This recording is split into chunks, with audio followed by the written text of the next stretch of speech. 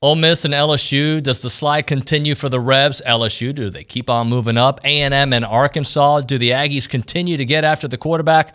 Welcome into Up to the Second College Football, Season 3, Episode 5, presented by our friends at Academy Sports and Outdoors. Academy Sports and Outdoors is your college football tailgate destination and official sports good and outdoor retailer for the SEC. Stop by your local Academy store or academy.com and gear up for game day today. All right, so today on the show, obviously Billy and Caroline are going to be talking about all the big storylines in the SEC. We'll chit-chat with them. And how about a man with some hot sports takes? That is SEC Michael Bratton joining the show. It's Up to the Second College Football. Need a new grill? Academy Sports and Outdoors is the destination for your outdoor cooking needs. With our free in-store assembly and pre-assembled grills and smokers, buy online at academy.com and pick up in-store. So keep those grilling plans at Academy Sports and Outdoors. All right, we're going to start things off with a guy that I call my buddy. Now, some of you may not think that's the case after a couple years ago, some fireworks, but Michael Bratton, SEC Mike, joining us here from that SEC podcast. We're buds, right, Mike? Absolutely. It's always an honor to join you, David, and TexAgs, the go-to source for Texas A&M. So anytime you guys want me, I'm here. I appreciate that, man. So let's start off with Alabama for a moment, because I know that couple weeks back, and you and I have been on the same page on this for a while, that a couple years ago I said, I don't know if we're going to see Bama win another championship during the Saban era. I said that just considering the way college football was moving. They may end up winning it this year. Who knows? But looks like they fixed the quarterback situation for now. Are you more buying into what their future looks like? Or are you still having major doubts? No, it's the decaying dynasty for a reason. And I think it's hilarious that people saw last week and they're back in. I mean, I don't know what in the world they're seeing. And this is a game that I picked Alabama to win by double digits, and I still think they're a decaying dynasty. Jalen Milroe is just so limited in what he can do. I mean, I think this sums up that game better than anything. They blocked a punt. They took over at the 1 yard line. 2 plays later, they were at the 20, and there's no penalty involved there. I mean, they're just awful on offense. And Jalen Milroe, he throws a good deep ball. He's an incredible athlete. Maybe it's unfair because he's only started about 4 games, I think. He'll get a little bit better, but I don't think he's the problem. I think it's lack of playmakers. I think it's the offensive line. I really think it's Tommy Rees. And again, that is all on Nick Saban's responsibility. We can blame this coordinator. We can blame this quarterback. We can blame that. This is Nick Saban's program. He's been there long enough. He's got the same roster that Georgia has. Heck, I think he had a better roster last year with the number 1 and number 3 overall pick. He didn't even win his division. So no, a win over Lane Whiffen, as we're calling him now, who's never won a big game in his life, has not got me at home. That's not got me back on Bama's bandwagon. They're going to lose to A&M in a couple of weeks. They're going to lose to LSU. They'll probably lose to Tennessee. And I think even Kentucky and Lexington is going to give them a run for their money. So, no, I'm not buying into Bama. All right, Mike, let me follow that up because our feud last year was about A&M and Jimbo versus Sam Pittman. So when you see this game, 2 teams that have high aspirations, how do you see it breaking down? Right, and I think that's maybe a little overly simplistic, but I think that's the key to the game is how well Arkansas can protect KJ, because I think his weapons, I think A&M has shown that, they'll give up some big plays in the secondary. So I think Arkansas's got an advantage there with their receivers going up against the secondary, but none of that matters, to your point, if the front 7, if they can get to KJ, and I think they will in this game. So, yeah, I would certainly lean A&M. I'm interested to see in the quarterback, who actually suits up for the Aggies. Not that it may not matter. Max Johnson, obviously, he was the better quarterback for A&M last week, but I've been wildly impressed with Conner Weigman. And, of course, last year it was Max Johnson that won him the game over Arkansas. I realize different team, different coordinators and things of that nature, but I don't think enough credit is being given to Bobby Petrino. And credit Jimbo for making the right decision, taking his hands off the quarterbacks and the play calling, giving it to Bobby Petrino. That's been masterful. Now, if they can just get the defense going, you can't write off A&M as a team to win the West. Talking to SEC Mike here on Up to the Second College Football. A&M doesn't have Connor. Max does a really nice job. Just how does that, if it is long-term, how does that change the way you look at A&M? Considering Max is a really good quarterback, but he's not Conner. Right. Yeah, and I think that may limit the potential of A&M. And I'm not trying to slight Max Johnson because we saw him, like I said, he was the better quarterback last week. So we got to give him that. He is a very, very solid quarterback. But I think Conner Weigman has the potential to potentially win a Heisman Trophy. I think he's got that within him. So we have seen enough of Max Johnson to know. I just don't think that he's got that potential. So again, I'm not trying to knock him or anything like that, but can he beat Bama? I think he can. Can he go into LSU and win? Well, he's been on the other sideline. He's won some big games there, so maybe that's not fair either. But I just think the ceiling is a lot higher with Conner Weigman. But again, we put so much praise and so much blame on these quarterbacks. I think with the play caller and more importantly, all the weapons surrounding the quarterback in College Station, that's what's making both those guys look good. All the weapons they have to work with. So again, if Max Johnson, let's say he's the starting quarterback the rest of the year, I'm not writing A&M off by any means. I just think that Conner Weigman gives them a little bit better chance to win the West and maybe even the entire SEC, because I've not been wildly impressed with Georgia either. When you were forecasting some of Alabama's potential losses, you did not mention Arkansas as one of those teams. So let's play this out for a moment. They lost to BYU. All right, obviously, they lost to LSU. If they lose to A&M, that's potentially right there under that scenario, 4 straight losses. That is possible. I'm not saying that you're predicting that. What would that mean to Sam Pittman? Is he safe? I think it depends on how those games play out. Like, I mean, we don't hand out, moral victories in the SEC or anything. So, I mean, the fans are not happy with losing to LSU, but going to Tiger Stadium, rough environment, maybe the roughest environment in college football at night, and lose them by 3. I mean, I don't think they're ready to run him off. Is it more games like that, or are they losing by 30 points in those ball games? I think that's a different story. But no, I think at this point, Sam Pittman is not under any kind of hot seat. But again, we say that now, and the losses keep racking up. Heck, they're ready to run off Nick Saban, or at least they were after that Texas game. I mean, we'll run off anybody if you start racking up losses. So certainly, I think that would put some pressure under him. But I think he's more likely to retire than he is to get fired at Arkansas. I think that is a more realistic outcome, maybe even by the end of the year. Mike, look, I was high on Kentucky entering this season, and I'm still high on them, but they really haven't convinced me that they're that team that I thought they could be. Florida has changed, I guess, the perception a little bit. What do you see in this game right now? Yeah, I think this is the toughest one to predict this weekend, just to your point, because we don't know who in the heck Kentucky is. They've essentially played 4 cupcakes. They've looked dominant during those games. They've looked awful during those games. And they're figuring things out with a new quarterback, Liam Cohen. Not really a new offensive coordinator, but kind of with him going to the NFL and coming back after just one season. So there's been some growing pains there. They're having a lot of problems with drops, with bad snaps, with penalties. And I think all those things are fixable. And if they fix them, I thought, just like you, I was very high on Kentucky. I said they could win 10 games this year. And I'm not ready to go that far after watching them for 4 weeks. The next 6 weeks is just a gauntlet for them. They got Florida, obviously, at Georgia, Missouri, Tennessee, at Mississippi State, and then Alabama. So 5 of those 6 are ranked. And there's no chance they go undefeated through that. But if they go 4-2 through the next 6, they will get to 10 wins this season. So, but they have got to clean up all these issues that are fixable.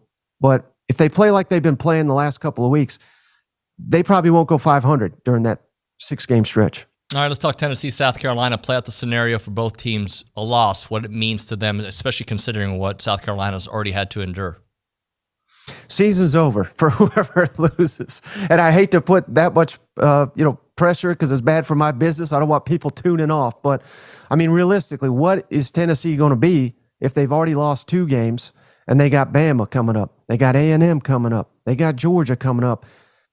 I think they may lose all those games if they cannot beat South Carolina at night, at home. And kind of the same deal for South Carolina. I mean, they've got Clemson. They got A&M. They've got Kentucky, Florida. I mean, they got a gauntlet coming up as well. They owned Tennessee last season, so there's a little bit of that edge. Spencer Rattler, I think he's playing better than anybody in the country at the quarterback position right now. But the problem for Carolina is they don't have a lot of help around him. Their defense has been awful, and their offensive line is not much better, and they literally have no running game. So it's all on Spencer Rattler. Can he keep this up without being a balanced attack? I don't. It's tough to see. But hey, if he wins in Neyland Stadium, I think he deserves to be in the conversation for the Heisman. I realize he won't win it because the Heisman now, they just give it to the best player on the best team.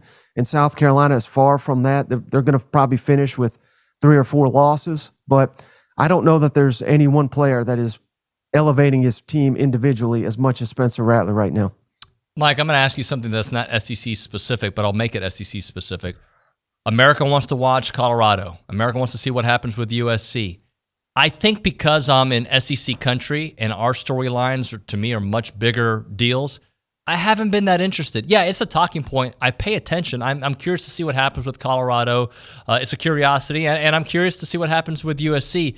But I think because of the big games that we'll see this weekend and overall, yeah, I care, but I don't care. What do you say to that? Yeah, I think Dan Lanning may be the most popular coach in the country this week after that thrashing that Oregon gave Colorado. But no, I mean, it's certainly been interesting. It is more hype than substance, which, hey, I don't mind hype at all. I mean, I love Lane Kiffin when he's out here tweeting and doing all this crazy stuff and poking fun at Nick Saban. But what really matters to people that really truly care about this stuff is delivering on Saturday. And hey, to Deion's credit, they've beaten who they've beaten up until Saturday when they got completely exposed. But yeah, I'm right there with you. I mean, I think it's overboard. But again, the more attention on college football, I think that's better for all of us. So in that regard, I like Deion, and I would not be surprised if he makes his way to the SEC before long, because if he wants to coach at the pinnacle of college football, obviously everybody knows where that's at. Mike, I appreciate your time, man. You do great work, and thanks for making a few minutes for us. Absolutely. Anytime. Thanks for having me, David.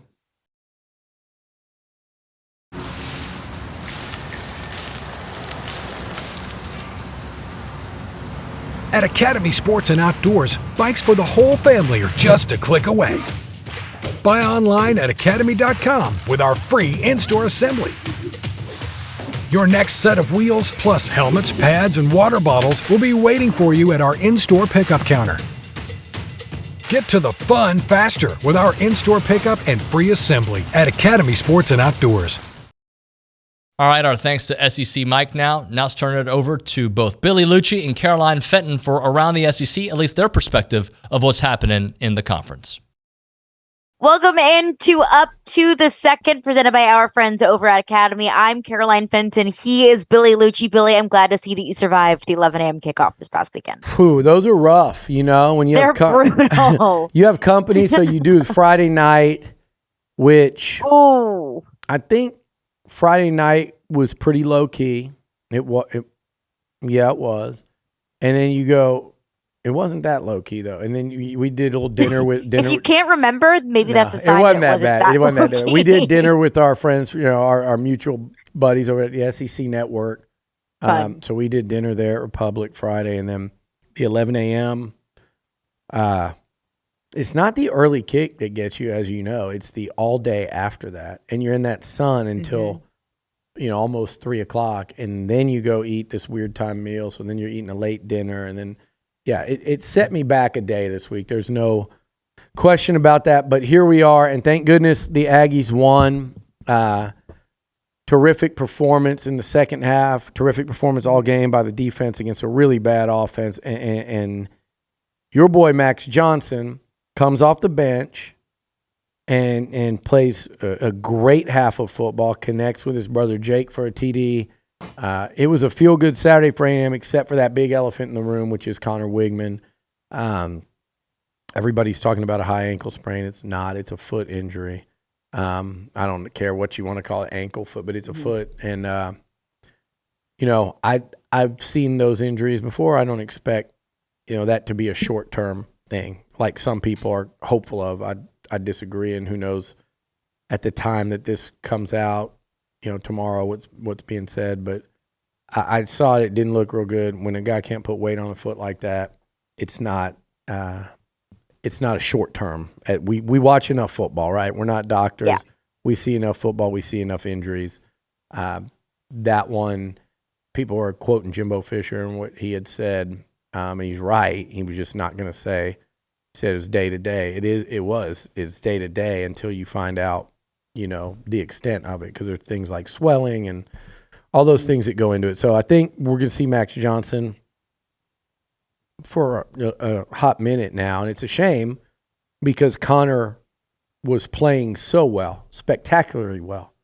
Even in talking to those guys from the SEC network, they were just beyond impressed with what he was looking like early this season. And then, but at the same time, thank goodness Texas A&M had, as you and I said before the season, maybe the best 1-2 quarterback tandem in the conference, certainly the best backup.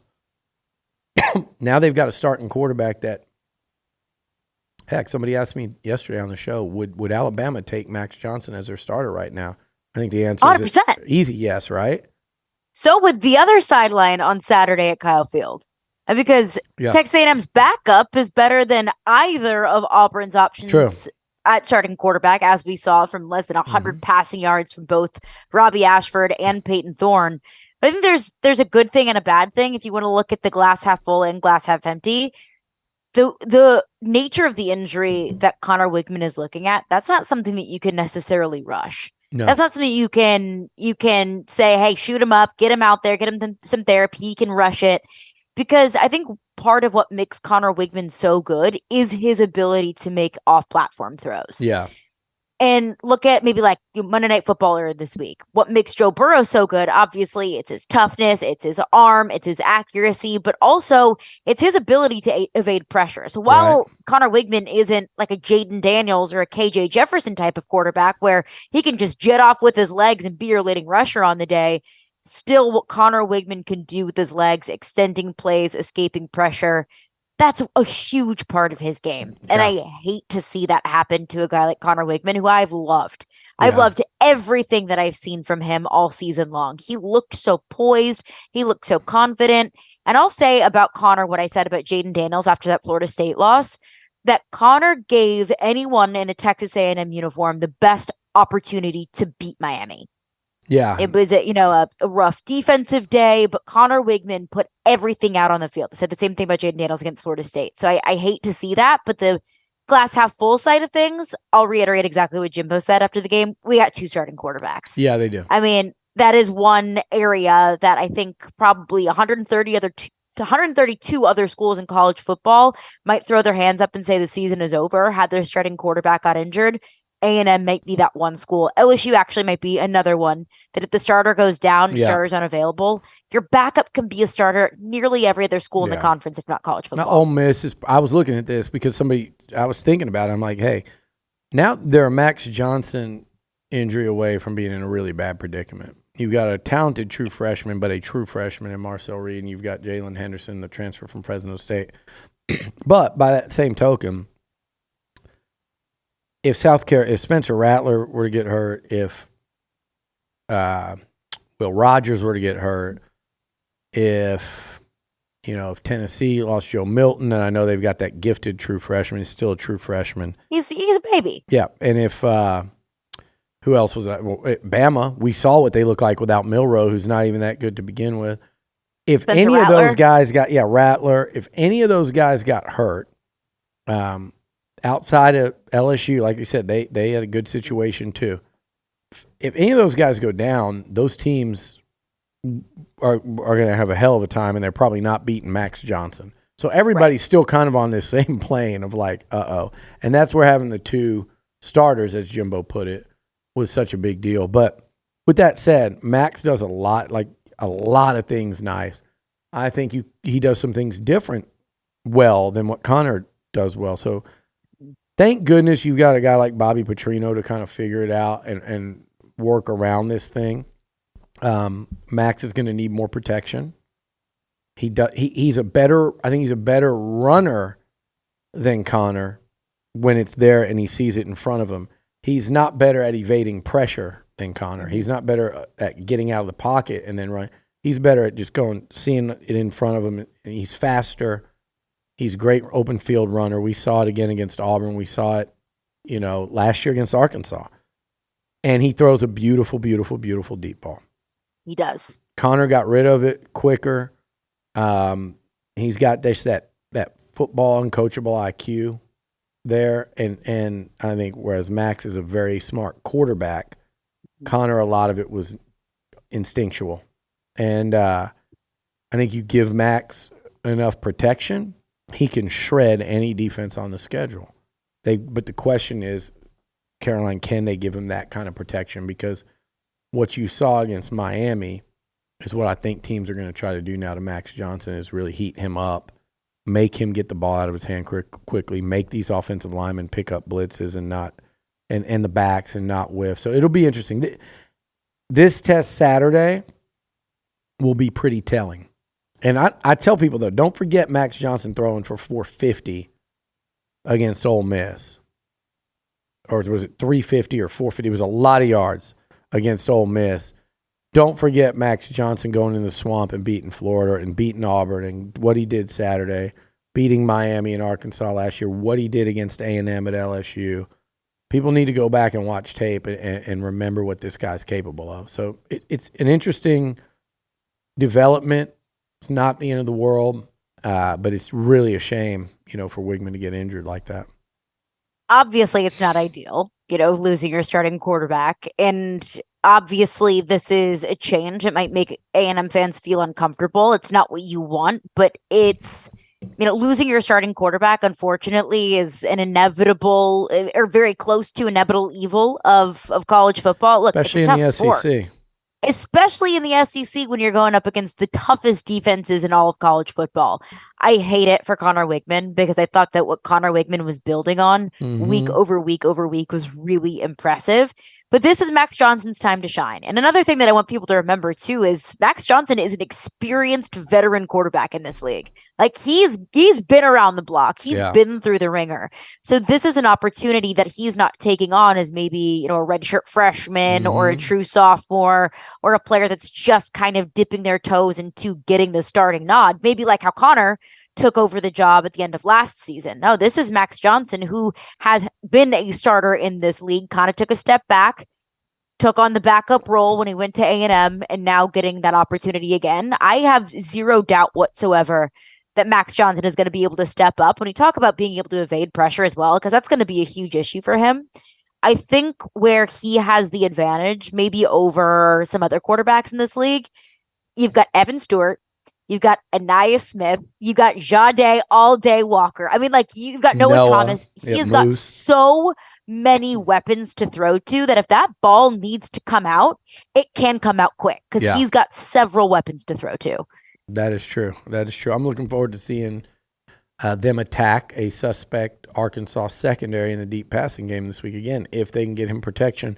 And maybe you max protect. Maybe you leave an extra tight end in there. We'll see, but no pun intended. True, max protect. That was actually no pun intended, but it was one. But man, Caroline, you're going to see this. We're going to see it this Saturday at Auburn, and you're going to see it as the year goes on. I don't know if I see Auburn winning an SEC game this year. I would be very surprised with that offense. Their defense was all right. I mean, you can see the athletes on there. It was an SEC defense. There's no question. But they weren't, it's not Georgia or Bama or like vintage LSU. So I just, maybe they can win a game 14-10, 17-14, somewhere along the way. But I just don't think their defense is that good. And that offense is going to struggle to get to 17, I think, most Saturdays. They scored 3 against A&M. They scored 14 against Cal. And those are the only 2 Power 5 teams they've played. That's a bad football team right now. The defense is better than the offense. but that's also not saying very much. Like yeah, the bar is on the floor. Like we're It is. playing limbo with the bar, the Crazy. expectations What was for this Harsin? Auburn team. What was Harsin doing there?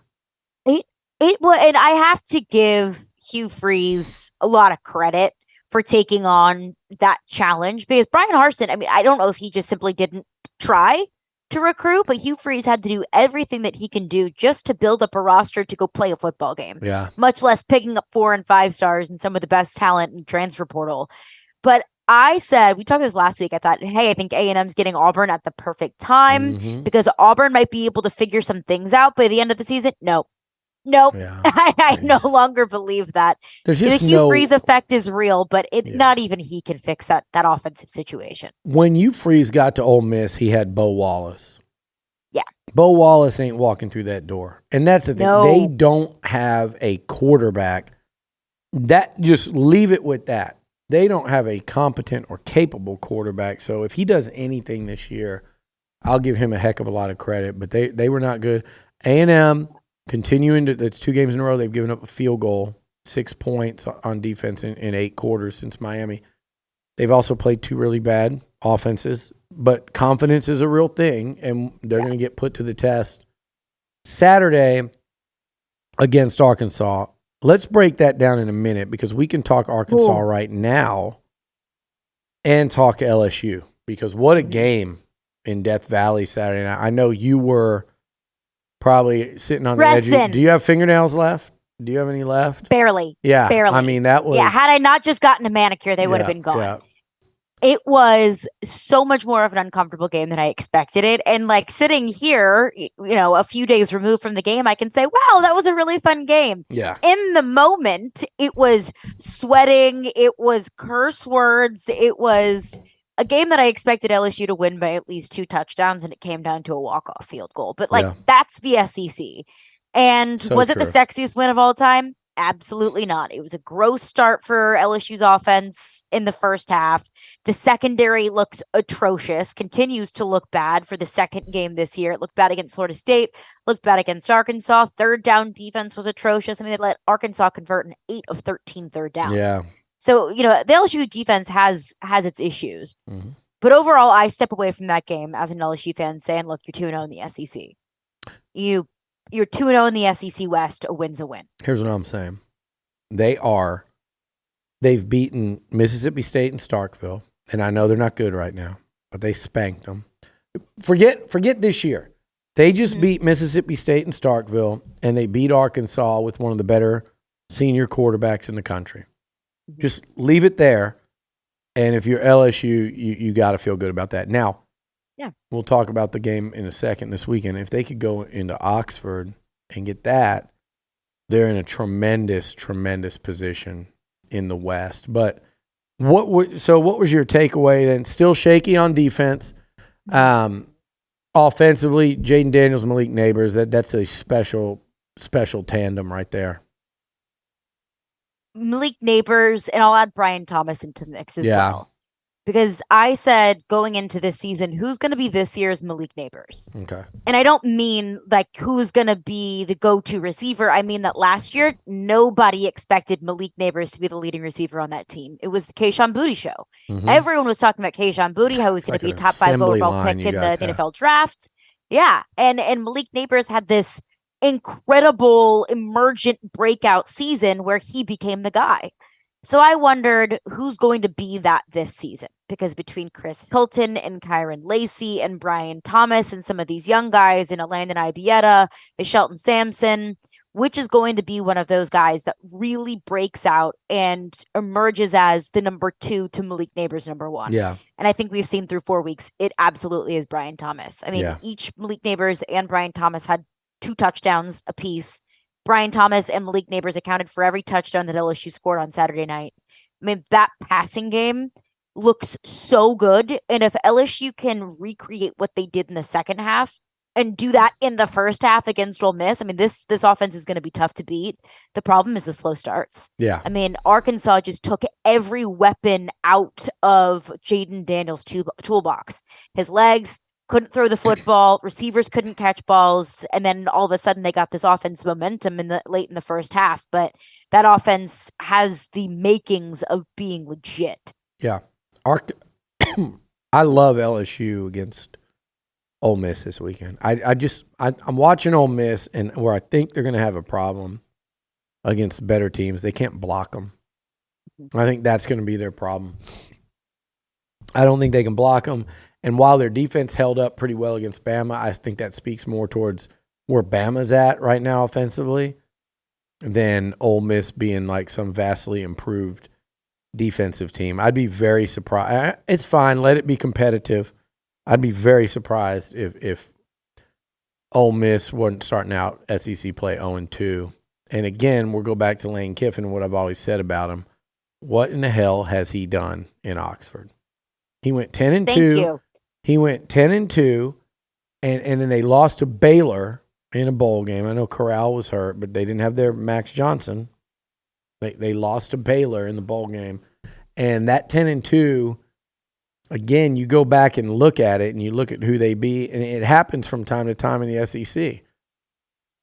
It's kind of goes back to why it's damning on A&M that they haven't gotten there except for 1 year or 2 years since being in the league, that 10-win plateau.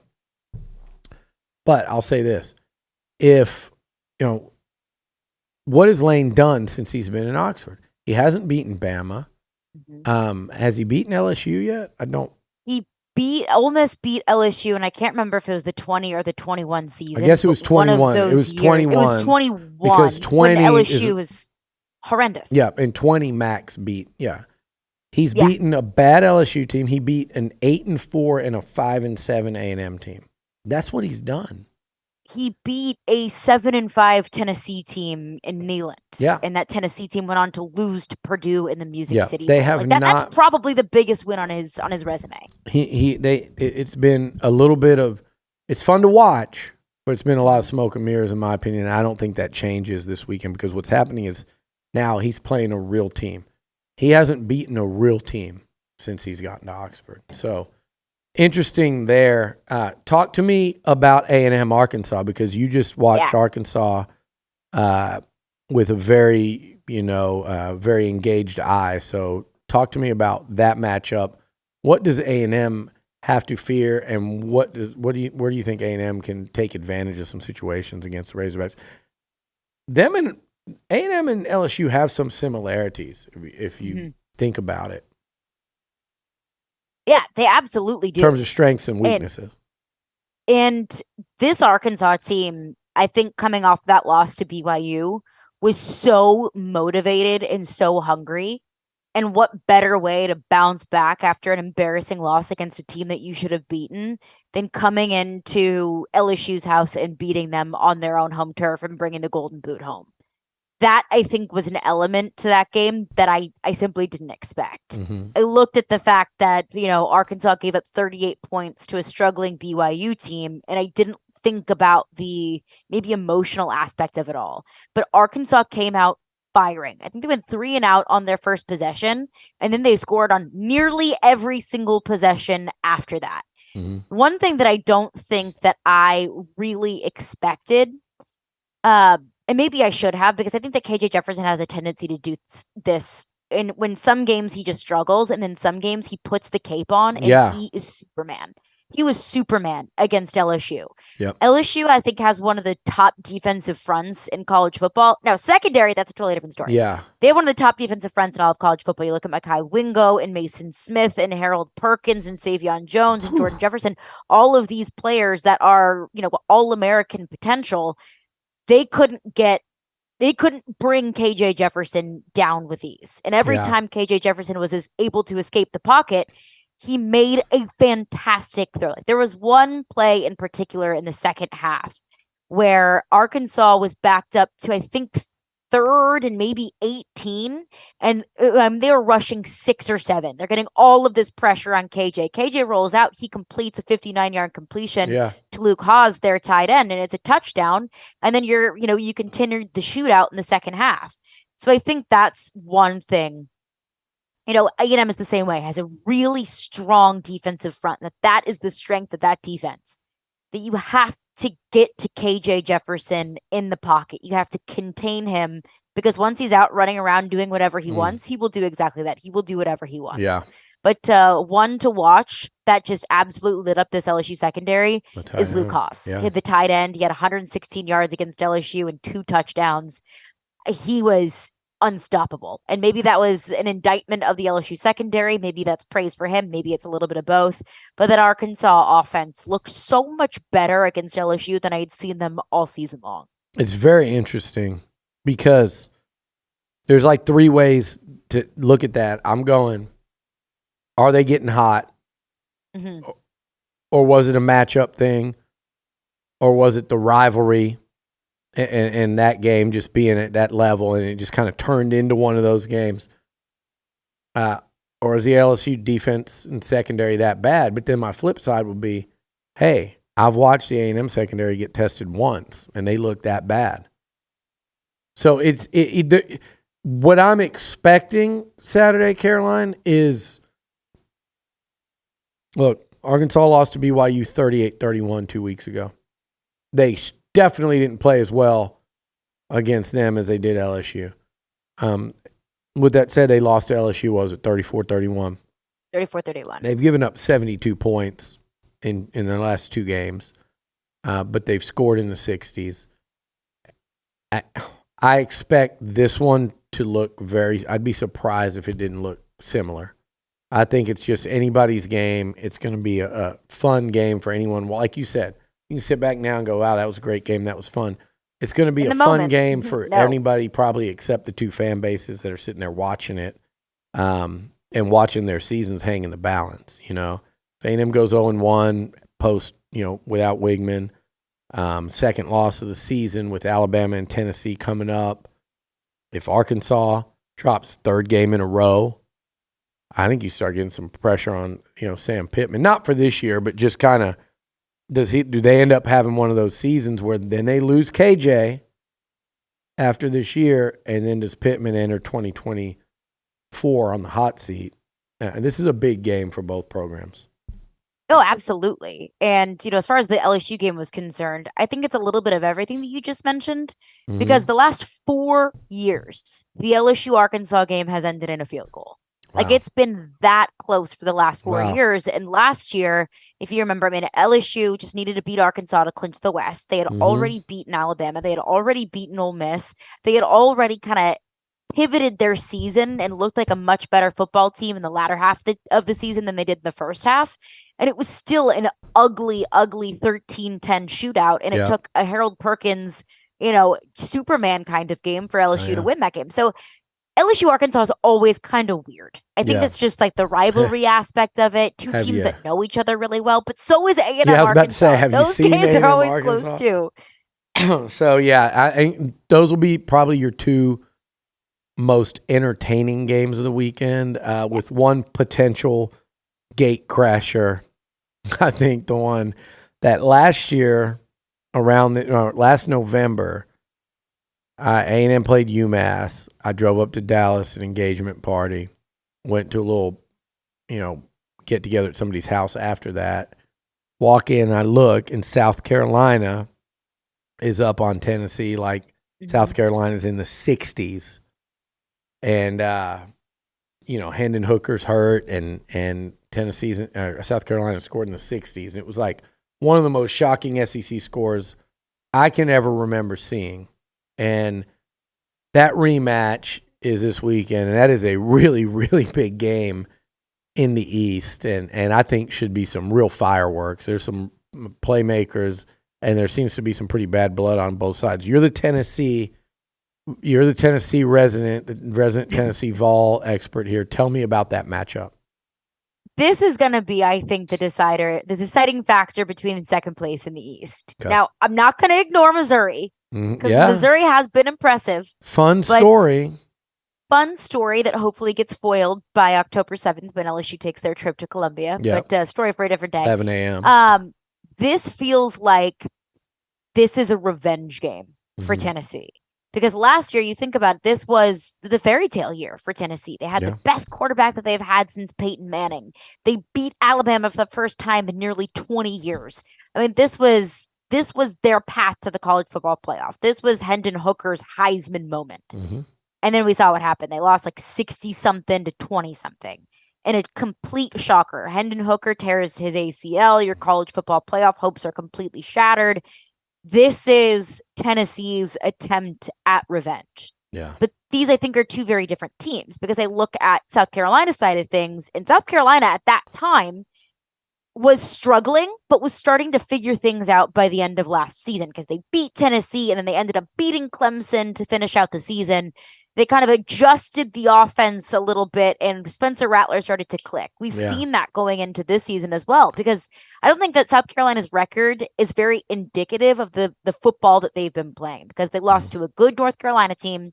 They outplayed Georgia in the first half, ended up dropping that game. But if you would tell me, if you're a South Carolina fan, that, hey, you're going to be up 17-3 against Georgia at the half, I think that you would take it no matter what the outcome would be. Spencer Rattler's playing the best football of his career. He is. He's playing the best football of his career without his top receiver, Juice Wells, and with a pretty awful offensive line. Well, that's what's interesting. And Leggett, 17, is just an absolute beast for them, first of all. Beast, who was a non-factor last year. Oh, my gosh. Watching him the other night. Now, again, it's Mississippi State, and they gave up a lot of points and yards to Will Rogers. South Carolina is a fascinating team, because Rattler is balling, and then the way they're calling offense there. Dowell Loggins' first year, he's doing a hell of a job. He's been as good as advertised, but they give up all those yards and points to Mississippi State, and then that offensive line. I can't get over it. Rattler being sacked 9 times in that first game. And for as good as they looked against Georgia in the first half, they were shut out in the second. And this will be, to me, kind of that put up or shut up game for South Carolina. That's what it feels like for me for the Gamecocks. It feels like a who are you game on both sides of the sideline. Yeah. A who are you game for South Carolina of, you've got a quarterback that's playing maybe at the highest level in the Southeastern Conference. Mm-hmm. What can you do with it? Because right now you're 1-1 in the SEC, and you played well against Georgia, but this is a key game in terms of your rankings in the East. And also you look at Tennessee, they got their butts whooped on the road in the Swamp against a Florida team that I don't think anybody has really high expectations for. I'm not really impressed with. I am impressed with Ricky Pearsall. I will say that. I'm impressed with him. Pearsall's a baller, but Tennessee fans, they had a taste of success. They know what is possible at Tennessee. They want to get back to that. I mean, they've been living in misery for basically the entirety of my life. Yeah. They want to continue to stay in the national conversation. They want to be competing with Georgia year in, year out for the SEC East. I think what's hard for Tennessee fans to admit and to accept is that you don't have a quarterback this year that's going to be able to get to where Hendon Hooker got you. Yeah. But I think for Joe Milton's sake, and for this team's sake, and for Josh Heupel's sake, they need to be beating teams like a South Carolina to want to instill enough confidence into this fan base and just build upon what you're doing in the season. Because Joe Milton is not as bad of a quarterback as I think a lot of Tennessee fans want to think that he is. Look, he's not Hendon Hooker. He needs to hit receivers a little bit more frequently, but he's a quarterback that can run your offense. Very much a bridge year in Knoxville, and we kind of said that coming into the season, and it's still feeling like that. But if you can go win, if you go 9-3 and win a bowl game, be 10-3 in that bridge year, I think that would bode really well for the future under Heupel for sure. I guess you mentioned Florida and Kentucky in Lexington. Who's winning that one? Because if Kentucky can get through that, I think you start to, go, oh, don't forget them in that conversation either for that. And there's like 3 or 4 teams competing for that second spot behind Georgia. I'm also watching those teams as we go to see, can any of them run a scare through Georgia, much like South Carolina did? I think the answer is going to be yes. My question is, who's it going to be? So going into this past weekend, I had the teams that I felt like I knew the least about was Auburn. I feel like I learned enough about Auburn this past week. I'm good on Auburn. Yeah. And then Kentucky. I was at that Vanderbilt-Kentucky game on Saturday, and I still left thinking, who the heck is Kentucky? Like, what are they? How good are they?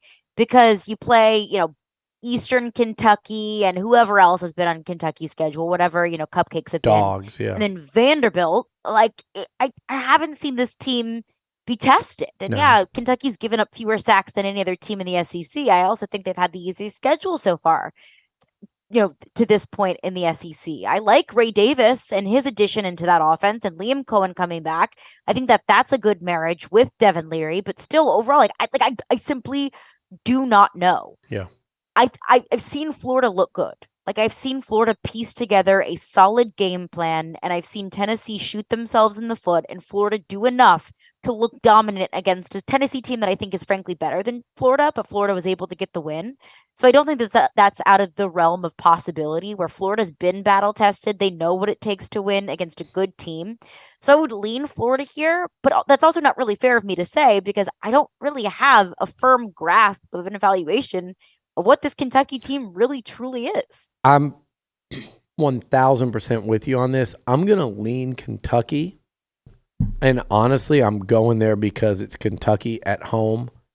Yeah. We saw Florida beat Tennessee in the swamp. In the swamp. There's such a massive swing, I think, for this young, Gators program, young program under Napier, between playing in that environment versus not just going to play in that environment at Kentucky where they don't get a lot of this magnitude of game, but also the swing in that football team not being in the swamp and being in Kentucky.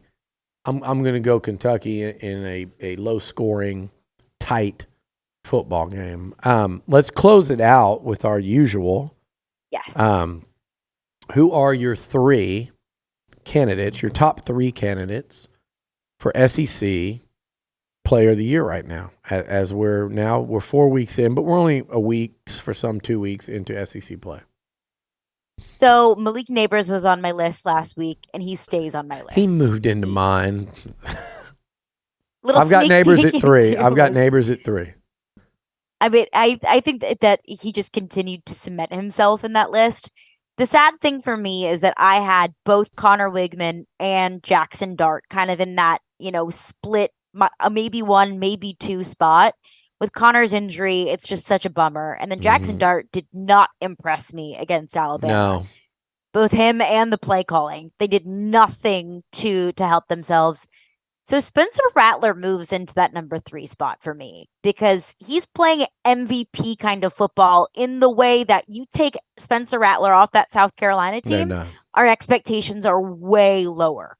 So he's important for that team, and he's the quote-unquote MVP because he is more valuable to his football team than maybe some other quarterbacks across the SEC. And then that 3rd spot, who do you have on your list?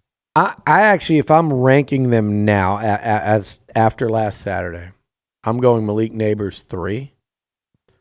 I'm going Spencer Rattler 2. And I'm going, right now, to me, I'm going Jaden Daniels at 1. And there's some projection there as what you think's going to happen, but also what have they shown so far. And I like Jaden Daniels. We mentioned Neighbors. You mentioned Brian Thomas. He's got the tight end in Mason Taylor. Like the guys around him, the running game's starting to come together. Mm-hmm. He puts up numbers as a runner and passer. I think Jaden Daniels 1, Rattler 2 for the reasons you said, Neighbors 3, and sitting right there at 4 for me right now is based on kind of what I just watched last week is actually KJ Jefferson. I hope that he doesn't surge onto that list after Saturday at Jerry World, and you hope that A&M can I was wrong. I said he was 1-2 against the Aggies, but that was Felipe Franks in 2020 coming here to Kyle Field. Jefferson may have got some snaps in that game, but he's 1-1, so hopefully he'll leave Fayetteville with a losing record against the Ags as opposed to that 2-1 winning record. So I've got him at just outside of my top 3, though. He is so good.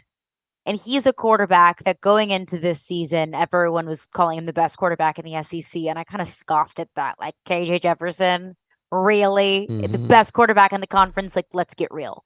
On Saturday night, I saw why he was getting those kind of accolades. We don't see it consistently enough from KJ Jefferson. But when you get it, man, I mean, KJ is special. He's special. And who's your number 1? He's got pieces around him. That's one thing that I kind of struggle with because I have Malik 2, I have Spencer Rattler 3. There hasn't been one single player throughout the SEC that I have felt like is the number 1 difference maker. Jaden Daniels, it's a pretty good case. I don't want to be a homer. Yeah. I don't. I know. I don't, and I don't know. I don't know who my number 1 is. It's a tough one right now. And again, this is why the teams are like this. They're just normally you just pick Alabama's quarterback, pick their Heisman running back, pick their Heisman receiver, pick their guy with 14 sacks. Pick whichever edge rusher across the SEC is just whoever wrecking. that may be. Yeah, go pick Georgia's number 1 pick at defensive tackle. It's not there yet. No, guys will emerge, but right now that's kind of where I'm seeing it.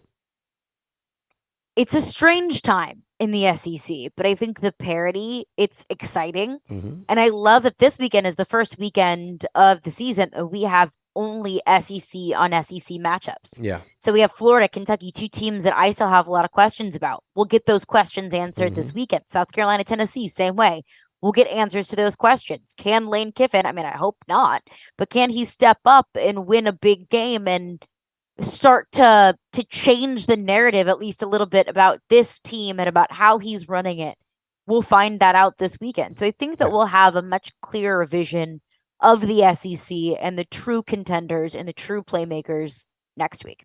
All right. Well, we'll have a lot to talk about. We will. What do we got? Yes, we will. We've got A&M Arkansas, and then we've got preview the Aggies in Bama, and then we've got LSU Ole Miss, and we're previewing quiet little showdown there in Columbia, 11 a.m. It gets tricky. So the Battle of the Tigers there. So we have a lot to discuss, as we will every week, probably from here on out. We're in the midst, and we've waded into the SEC waters.